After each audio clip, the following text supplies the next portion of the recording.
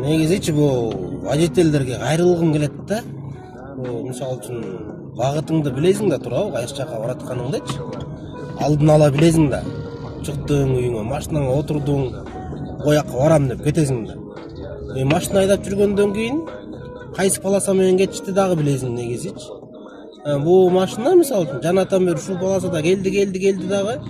Анын тияка светофордун түйүнө келгенде уже түз кетиш керек болуп, тиги полосага кетип атат да. Болбосо билет, бул полосадагылар солго бурулат боякка келипчи. Анан жок, баары эле ушакка тыгылат. Ушунун айынан да пробка болобу деп ойлойм да менчи. Неге? Анткени бияктан келаткан машинаны деген тосуп алат. Же аны өткөрбөйт, же артындагы машинаны өткөрбөйт. Орто жолдо мындайча айтканда искусственный пробка создавать этет да. Эгер башынан эле каяк тарапка баратканын билгенде светофорго жок дегенде бир 200 метр калганда деген мындай ошол полосага түшүп алып кетсе, макул дейт элем да. Мен деле мисалы үчүн светофордун түйүндө турганда ушинтип сурангандарды өткөргүм келбейт да. Анткени тияктан бери келатасың, сабыр карма болчу. Анан келатсаң анан каякта бирөө чыгат, аны өткөрсөң да бирөөсү чыгат, аны өткөрсөң да бирөөсү чыгат, болду, калдың сенчи.